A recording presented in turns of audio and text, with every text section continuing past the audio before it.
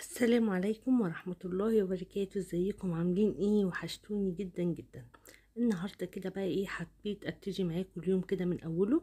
انا يا دوبك كنت لسه اكلت سندوتش كده انا وادم، لان كنت انا وادم بس اللي موجودين يعني في الوقت دوت. كان بابانا في الشغل، وكان كريم في الدرس. تمام، فقلت بقى ايه، فطرت انا وادم كده سندوتشات، وقلت اعمل له هو بقى كوبايه ينسون كده دافيه، وانا اعمل لي كوبايه النسكافيه طبعا بتاعتي عشان اقدر اكمل يومي. وانتوا بقى بتتفرجوا على كوبايه النسكافيه الجميله اللي بتتعمل دي، يا ريت بقى تضغطوا لي لايك وتعملوا لي شير وتعملوا لي سبسكرايب. تمام. واسفه جدا على صوتي، البرد ما بيروحش مني الحمد لله يعني، بس ايه الحمد لله. هنا بقى ايه، حطيت السكر هنا وهنا، وبحط هنا ايه الباكت بتاع اليانسون، وبحط هنا النسكافيه بتاعي عشان ابتدي اربه. حطيت حبة مية كده دافين، وهربه بقى بالمضرب بتاعي اللي انا ايه جايباه بتاع النسكافيه. هبتدي كده ايه معاكم يومي كده من اول ما بدأنا كده اليوم لحد المغرب. يعني احنا دلوقتي كنا تقريبا الظهر كده، هقعد معاكم لحد المغرب في المطبخ. يعني هقعد اعمل اكل بقى، وهقطف ملوخية وهغسل ملوخية، وهنعمل بقى غدا حلو كده مع بعض يدفينا ايه في السقعة دي. يعني انا بفضل في الشتاء دايما ان احنا نعمل خضار وكده، لان فعلا الجو بيكون ساقع جدا. ويعني النواشف والحاجات دي ايه، يعني بتحب الصيف، انما في الشتاء بيبقى عايز كل يوم كده تطبخي، بيدفي الولاد. غير ان في الصيف ما بيكونش لنا نفس خالص للخضار، فنعوضه ايه في الشتاء.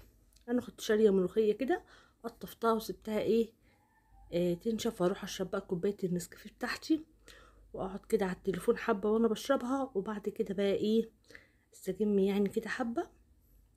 وهنا اهو بصب للادم كوبايه اليانسون بتاعته، ونرجع بقى تاني نعمل الغدا مع بعض. اول حاجه انا بقى كان عندي فرخه كنت نقعاها، يعني في الوقت الحالي كنت نقعاها. تمام. تصدقوا ان انا ما رحتش قعدت ولا زي ما قلت لكم، وانا مسكت التليفون دي كوبايه النسكافيه اهي موجوده. قلت شكلي قلت اتبل الفراخ الاول وبعد كده اروح اقعد. معلش عشان الفيديو ده بقاله يومين تلاتة يعني. هنا ايه بقى، عندي بصل وعندي طماطم، واحط عليها بقى حبه ملح وحبه فلفل اسمر بس. ليه؟ لان انا بحب الفراخ المشويه وعايزه شوربه. تمام. فانا هعمل ايه، هسلق الصدور عشان الصدور بتاخد سوا شويه، اخد منها بس الشوربه، وبعد كده هحط كله في صينيه واحده يعني في الاخر. بس طبعا انا حتى لو بتعملي فراخ مسلوقه، دي ايد دودو دي، حتى لو بتعملي فراخ مسلوقه اعمليها بالتتبيله دي بملح ببصل وطماطم وفلفل اسمر وملح، وسلق الفراخ بتاخدي احلى شوربه بجد. الطريق وشوحيها كده وانزلي عليها بالميه، بجد الشوربه بتاعتها بتكون خطيره. جربوها بالطريقه دي بجد هتعجبكم جدا. هنا بقى نزلت ايه بالخليط بتاعي كده، نص الخليط طبعا. تمام. واحط ايه الصدور هنا عشان ابتدي اعمل شوربه. تمام. هاخد الفراخ دي احطها على النار، اشوحها بقى بالطماطم والبصل دي كويس جدا، اديها تشويحه ما تخافوش. يعني لو خدت منكم لون بجد بيكون طعم الشوربه حلو جدا جدا فوق ما تتخيلوا. بديها بقى تشويحه كده على النار بالخلطه دي، وبعد كده بنزل عليها بالميه، وبنزل بقى بطماطم وجزر وورق لوري والحاجات دي. طب بقيه الخليط بقى، طبعا الفراخ المشويه مش هنستكفي بالملح والفلفل الاسمر بس، بحط بقى توم باودر، بصل باودر، كاري، الفراخ بتحب الكاري جدا. هحط دبس رمان، على فكره طعمه عجبني جدا جدا. وكمان تبلت بيه البانيه وشويته، كان طعمه رهيب. بس للاسف ما صورتش معاكم، بجد لما حطيته على البانيه المشوي حاجه كده وهم، كان طعم البانيه كان تحفه. تمام. هحط بقى، يبقى انا كده حطيت ايه، حطيت كاري، حطيت كزبره، حطيت توم باودر، بصل باودر. هحط معلقه صلصه من اللي في البرطمان دي عشان تدي لون حلو. تمام. ودبس رمان، وعصرت كمان ليمون، بس كده. تمام. هنا بقى ايه، هاخد الفراخ بتاعتي دي وهتبلها بالخليط دوت. قرن الفلفل ده انا شايلاه عشان احط بطاطس كده من تحت فاقطعه عليها. تمام، هو مش محطوط كده عياقه، لا ما تخافوش هقطعه. بصوا بقى، دخلت كده الحشو بقى جوه الفراخ ذات نفسها زي ما انتم شايفين. وعندي هنا بقى بقيه الفراخ التانية بتتسلق. وهنا زي ما انتم شايفين قطعت بطاطس اهو تحتيها ومعاها قرن فلفل كده. وسبت ايه حبه خليط كده حطيته عليها. بس كده. وعلى فكره الفراخ يا دوبك هتاخد لها نص سوا. وهطلعها تعمل لي بس شوربه حلوه. وهطلعها احطها مع الفراخ دي بقى تستوي مع الوراك، لان طبعا زي ما قلت لكم الصدور بتاخد سوا على الوراك، فالاتنين هياخدوا سوا مع بعض حلو. طيب انا واقفه بقى قبل ما اروح بقى اخرط الملوخيه بتاعتي. هقف اعمل الرز. وهعمل كمان لسان العصفور. تمام، بس انا هنا كنت اساسا رحت قعدت شويه وريحت ورجعت تاني يعني.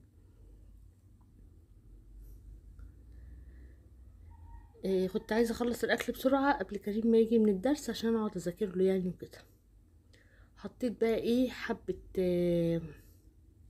سمنه، معلقه سمنه وحبه زيت. وهحط بقى الشعريه احمرها. صدقوني الاكل ما خدش معايا وقت خالص خالص. يعني كنت بتملكع على فكره فيه، وكنت قاعده وقعدت مع ادم شويه، يعني كنا قاعدين كده. كنت عارفه اصل اليوم ده كان كريم عنده درس انجليزي. ويوم درس الانجليزي دوت يعني هو بيقعد بالساعة يعني مدرسة الانجليزي بتقعد معاهم مدة طويلة جدا. فاليوم اساسا كله بيبقى بينزل تقريبا الساعة 1. يجي على 5، 5:30. طبعا بيبقى عندي مروح. هنا ايه بقى نزلت بقى على الشعرية المية بتاعتي. واحط الملح.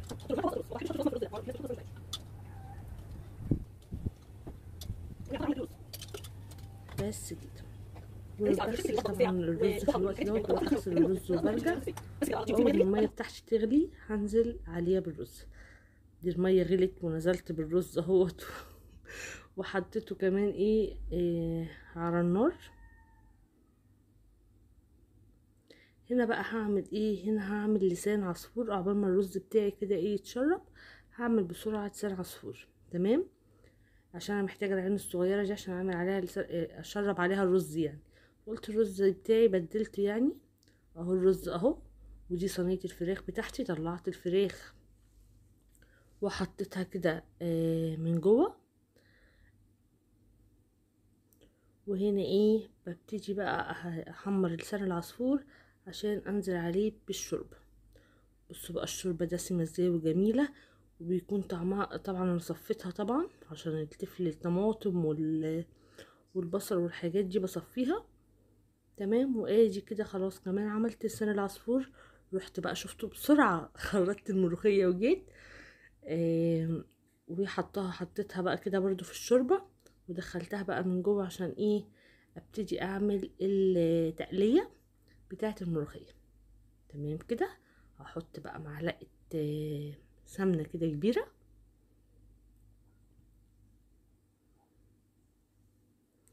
وهحط معلقه توم، ولما تبتدي تصفر هنزل بالكزبره. انا رحت فين؟ رحت اجيب التوم، صح، رحت اجيب التوم التلج. عشان انا التوم بطلعه يا دوبك عشان يفضل معايا ابيض، اللي انا طبعا مخزناه.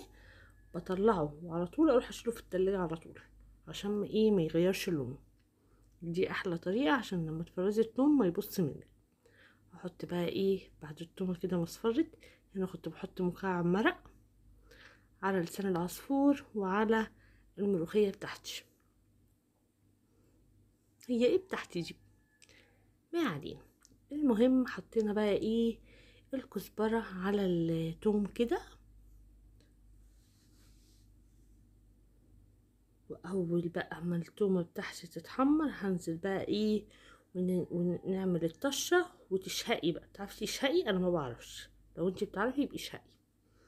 بس كده وكده احلى ملوخيه عملناها، وبجد كان طعمها زي العسل. ولسان العصفور والرز والفراخ هتشوفوا شكل الاكل.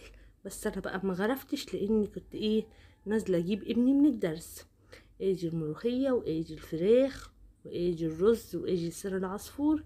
صورتهولكوا كده عشان كنت خلاص بقى لابسة ونازلة اجيب ابني من الدرس، ان كان خلاص مع الميعاد اذن يعني ان انا انزل. بس كده، ما تنسوش بقى تحطوا لي لايك وتعملوا لي شير، تعملوا لي سبسكرايب للناس اللي بتتفرج عليا من غير ما تشترك. يا ريت تعملوا جرس الاشتراك. بس واقول لكم السلام عليكم ورحمة الله وبركاته.